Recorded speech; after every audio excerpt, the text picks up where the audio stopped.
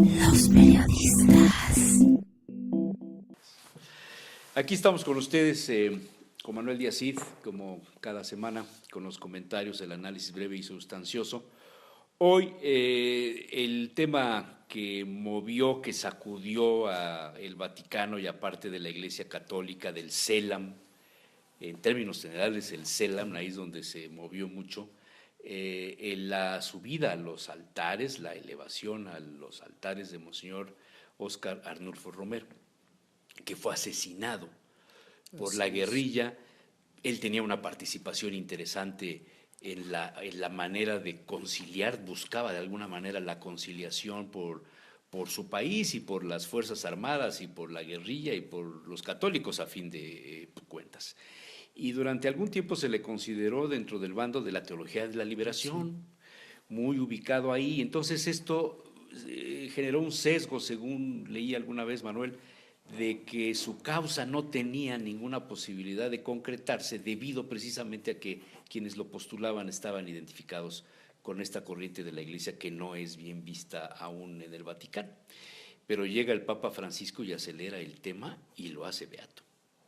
Así es, yo creo que el tema habría que verlo en la perspectiva de los conflictos ideológicos de los años 70 a finales de los 80.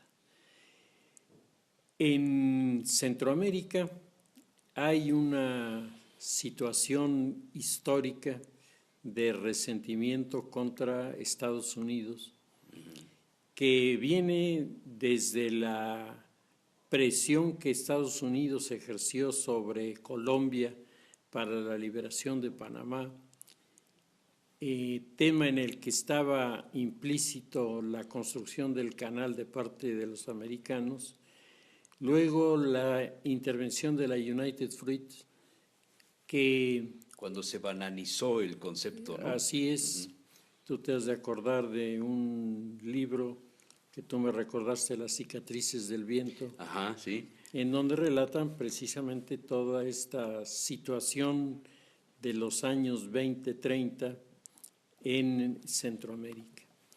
Y luego la figura de Sandino, que es una figura que se vuelve emblemática como representativa de la rebeldía contra el imperio, como del otro lado William Walker será el personaje identificado con el filibustero norteamericano que, apoyado por Cornelius Vanderbilt, invadió Nicaragua y se proclamó presidente de Nicaragua e intentó hacer de toda Centroamérica una especie de dictadura apoyada desde Estados Unidos, que finalmente fracasa después de la batalla de Rivas y el hombre es fusilado. Pero los sentimientos antinorteamericanos están sumamente arraigados y creo que los americanos han hecho su tarea porque el asunto no es gratis. En un escenario así, en plena etapa de desenvolvimiento final de la Guerra Fría, en Centroamérica la teología de la liberación encontró una serie de representantes que le dieron una veracidad frente al escenario de explotación que se estaba viviendo, que produjo, entre otras cosas, el surgimiento del Frente de Liberación Sandinista, que fue, digamos, el orquestador de toda la zona, y en San Salvador produjo toda una serie de repercusiones en la Universidad Simeón Cañas, que es una universidad manejada por los jesuitas. Con amplias relaciones en México. Así es, y los jesuitas muy cercanos al episcopado salvadoreño, porque el episcopado salvadoreño sentía las presiones populares exigiendo un reparto equitativo de la tierra, porque en Salvador, como en Nicaragua, como en Guatemala, el problema es la tierra.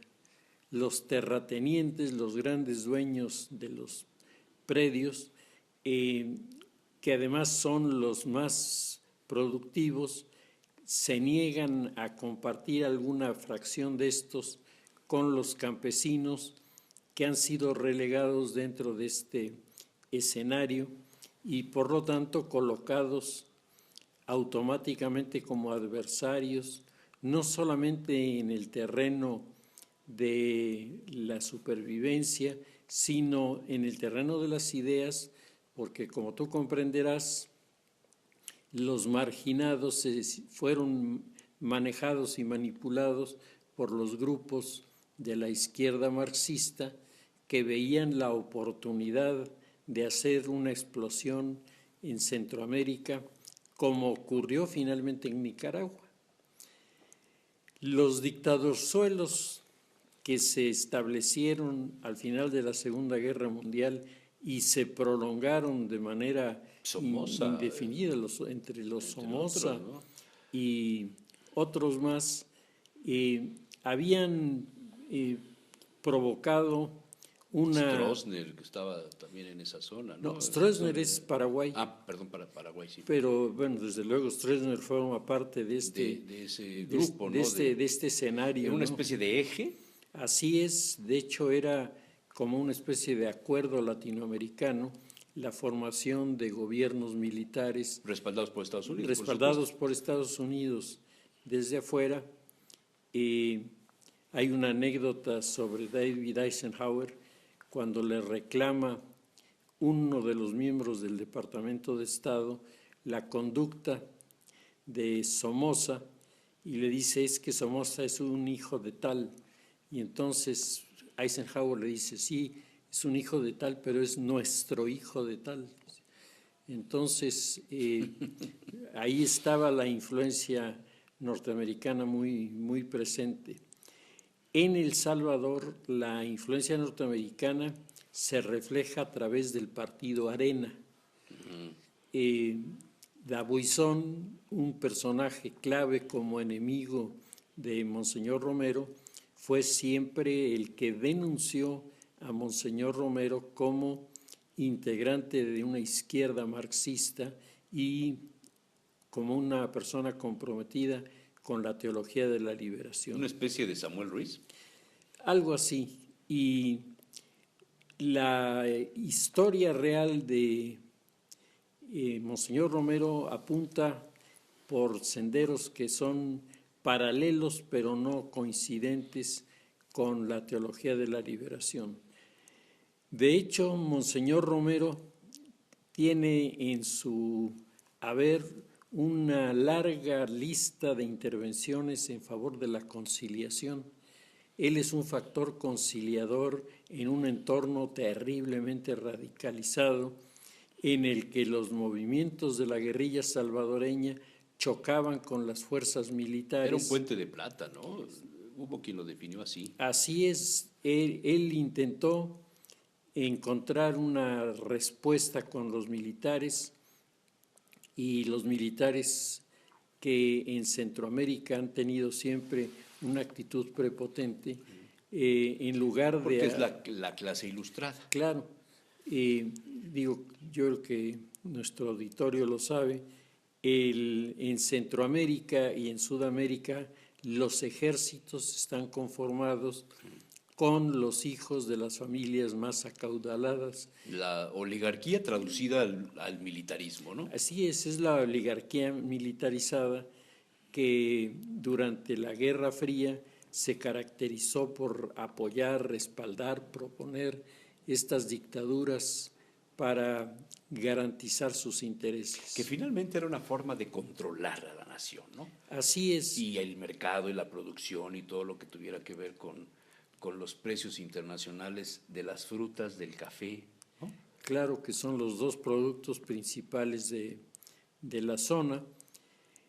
Monseñor Romero había tenido en el CELAM algunas intervenciones, y en el CELAM se tenía una perspectiva. Yo me acuerdo cuando estuve en CELAM, la perspectiva de Monseñor Romero generaba mucho ruido, mucha discusión.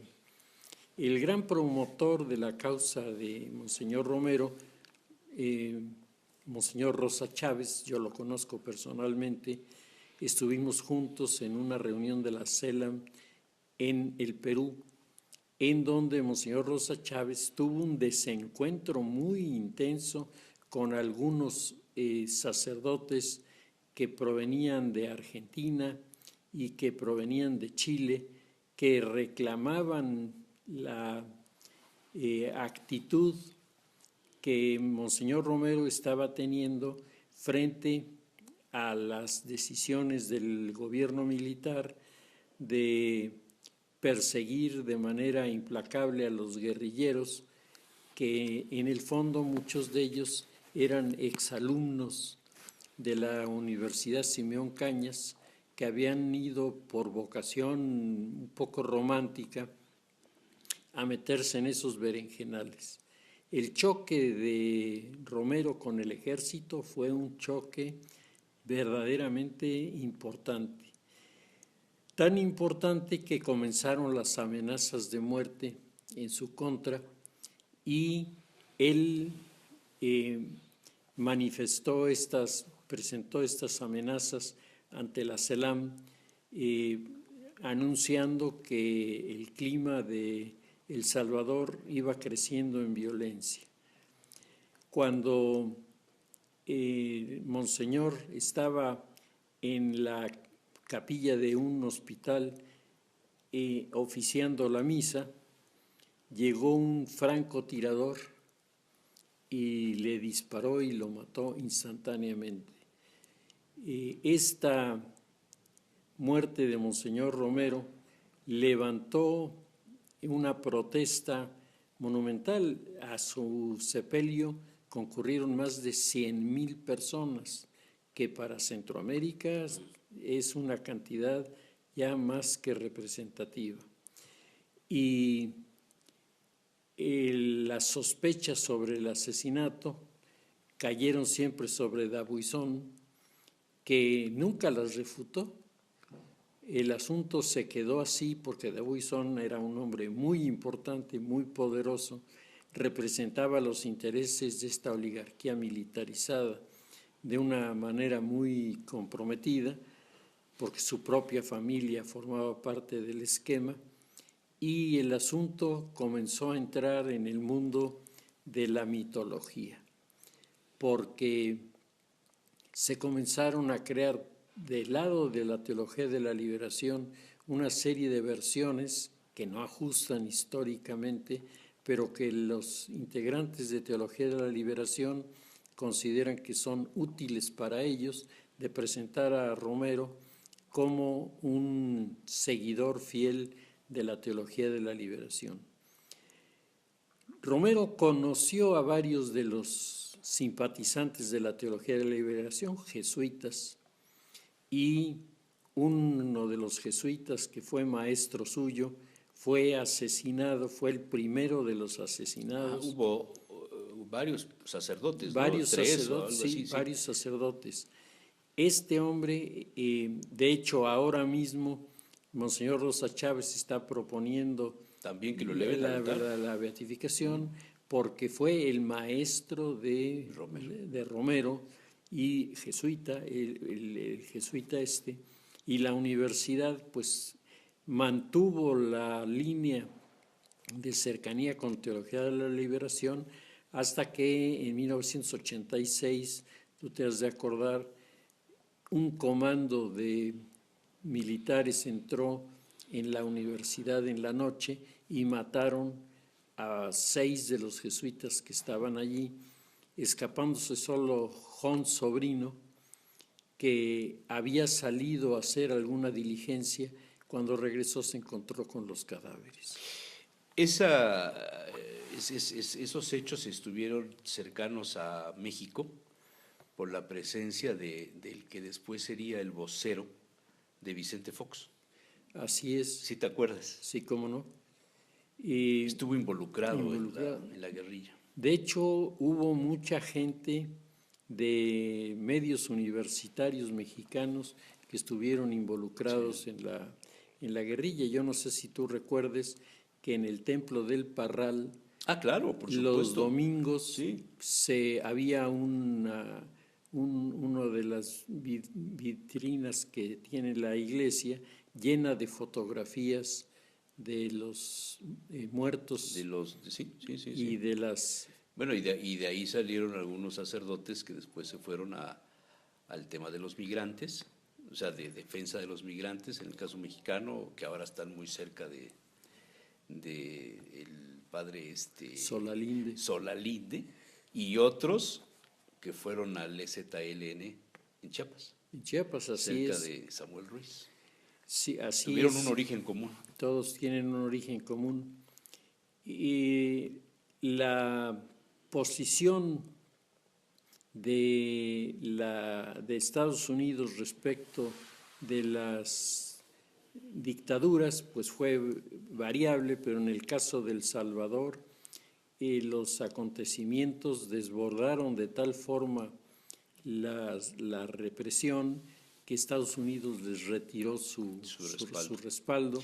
Sí, pero nunca se probó la militancia de pues, Monseñor Romero en la Teología de la Liberación. Nunca se probó. Era lo que yo decía, un puente de plata, de acercamiento, ¿no? Así Buscó es. el acercamiento, porque no me imagino a estas alturas que el Vaticano, con el intento de quedar bien con los teólogos de la liberación, les dé un santo, ¿no? Así es, particularmente porque la Teología de la Liberación sigue estando bajo juicio en los tribunales eclesiásticos y sería incompatible el que alguien que está en duda su ortodoxia sea propuesto.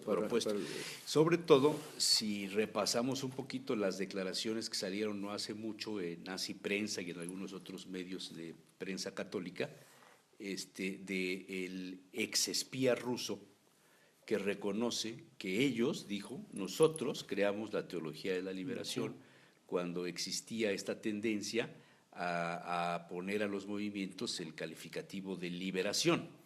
Así es. Y entonces generaron la teología de la liberación como una herramienta de la KGB para inspirar los movimientos en contra de los gobiernos que no les convenían. Esto lo reconoció el espía hace cosa de 2 meses, Manuel. Así es un dato muy reciente.